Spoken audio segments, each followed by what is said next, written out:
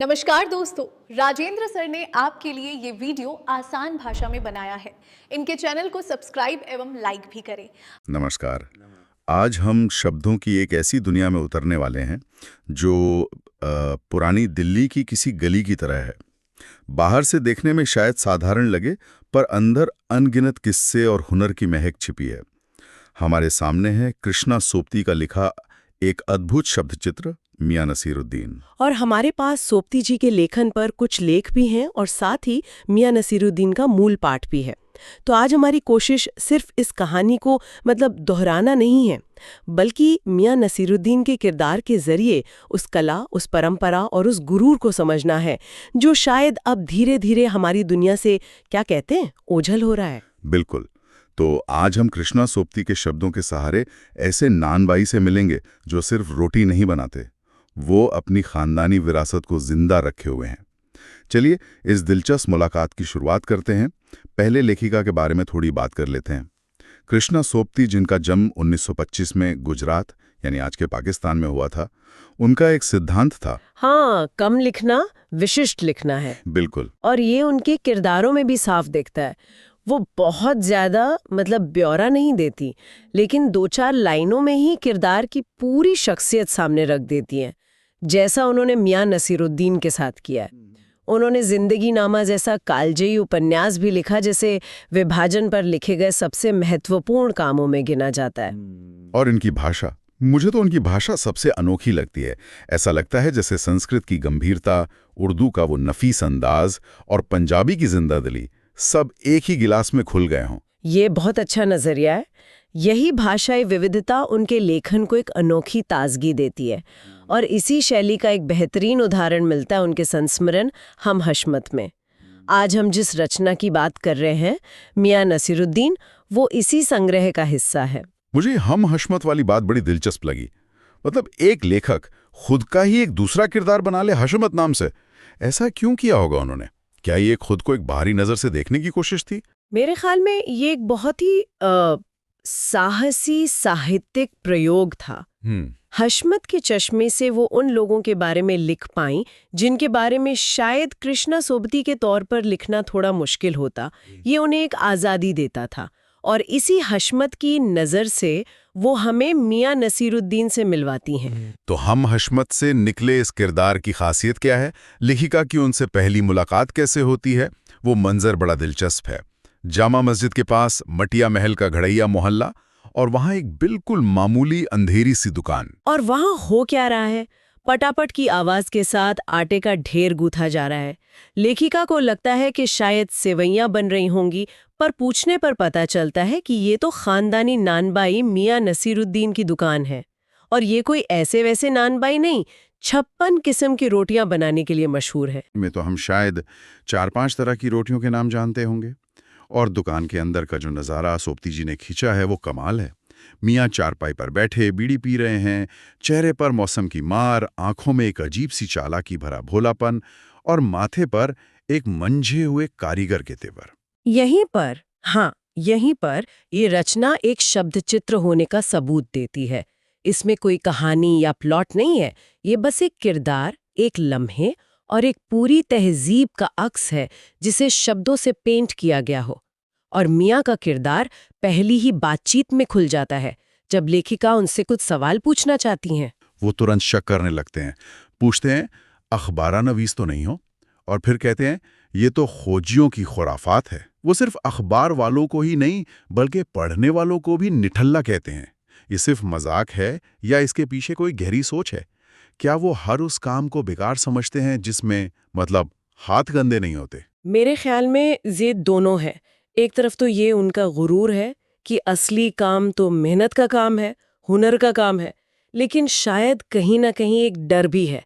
उन्हें लगता है कि ये पढ़े लिखे लोग उनके हुनर को बस एक अनोखी कहानी बनाकर खत्म कर देंगे, उसकी आत्मा को नहीं समझेंगे। हाँ, एक अखबार नवीस को एक स्टोरी चाहिए। बिल्कुल, उसे स्टोरी चाहिए, और मियाँ को एक कद्रदान चाहिए जो उनके हुनर को समझे। वाह, ये बहुत गहरा अवलोकन है। तो जब लेखिका उनके काम की तारीफ करते हुए पूछती हैं कि ये 56 तरह की रोटियां बनाने का इल्म यानी ज्ञान उन्होंने कहाँ से हासिल किया, तो मियाँ का जवाब उनके पूरे वजूद का सार है। बिल्कुल, वो किसी यूनिवर्सिटी या किताब का नाम नहीं लेते। वो आंखों में चमक भरकर कहते हैं, ये तो हमारा खानदानी पेशा ठहरा। और फिर वो अपने वालिद मियाँ बरकत शाही नानबाई और अपने दादा आला नानबाई मियाँ कल्लन का नाम ऐसे लेते हैं जैसे वो कोई बहुत बड़े बादशाह हों।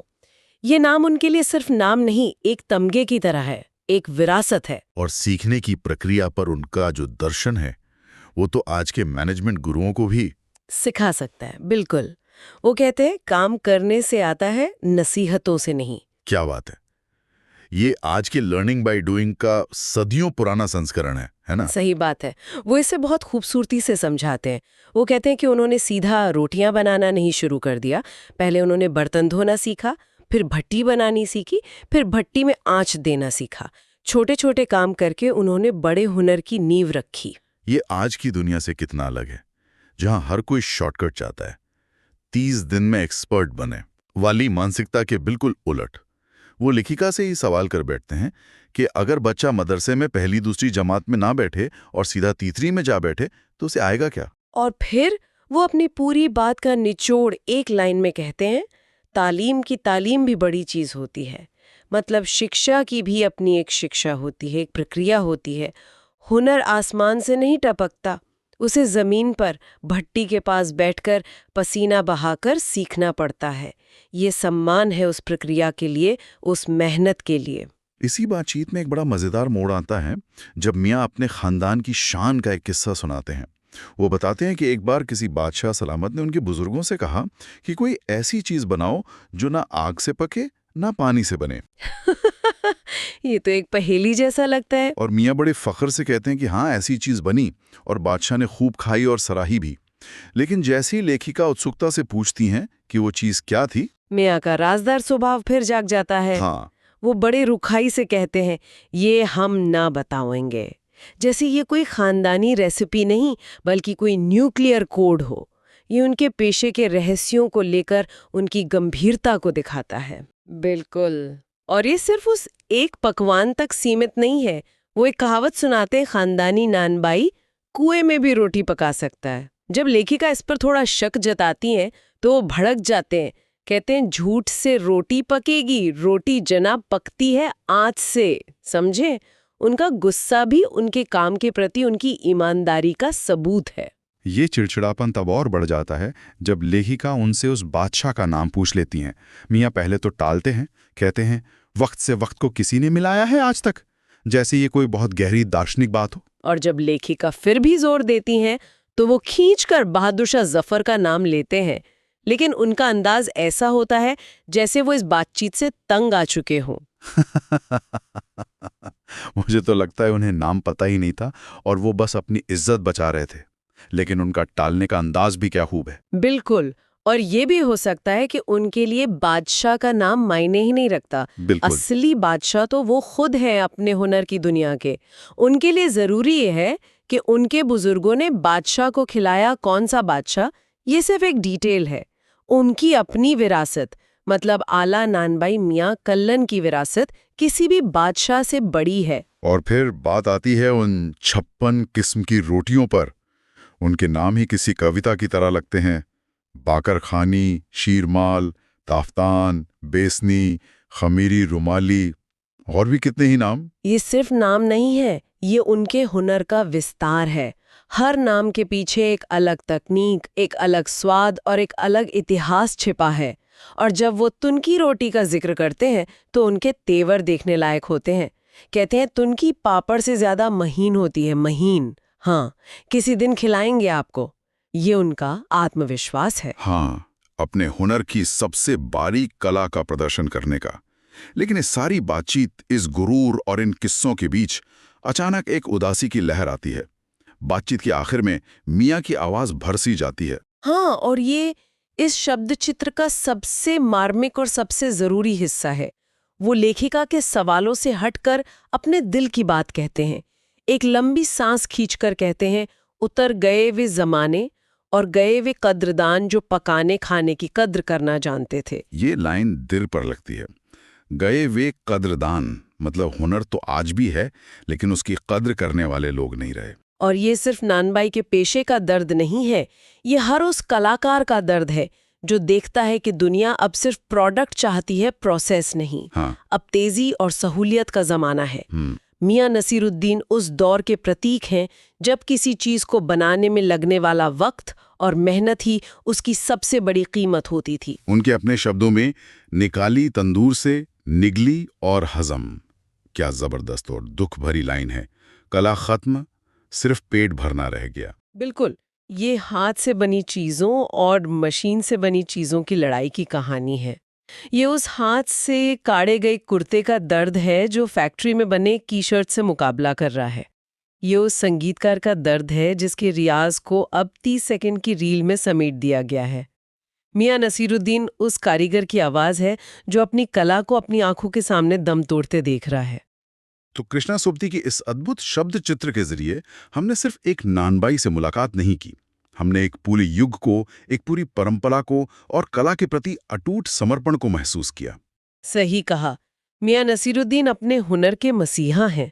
वो हमें याद दिलाते हैं कि सच्चा हुनर सिर्फ तकनीक नहीं बल्कि एक नजरिया है, एक जीवन शैली है। वो अपनी खानदानी विरासत पर गर्व करते हैं क्योंकि वो जानते हैं कि उसे कमाने में पीढ़ियों की मेहनत लगी है। लेकिन साथ ही बदलते समय में उसकी कद्र कम होते देख वो दुखी भी हैं और यही चीज उन्हें इतना मानवीय और रिलेटेबल बनाती है। मियां नसीरुद्दीन अपनी तीसरी पीढ़ी के कारीगर थे। उन्होंने अपने वालिद और दादा की विरासत को आगे बढ़ाया। आज के दौर में जब पारंपरिक पेशे और उनसे जुड़े हुनर धीरे धीरे खत्म हो रहे हैं, तो सोचने वाली बात यह है कि हम सिर्फ एक नौकरी या एक व्यवसाय ही खो रहे हैं, या फिर हम उसके साथ जुड़ी सदियों की तालीम, वो पीढ़ी दर पीढ़ी चलने वाला ज्ञान, वो संस्कृति और अपने हाथों से कुछ रचने की उस खुशी को भी हमेशा के लिए अलविदा कह रहे हैं। नमस्कार दोस्तों, तो आपने इस चैनल को अभी तक सब्सक्राइब एवं लाइक नहीं किया तो अब कर दीजिए। धन्यवाद।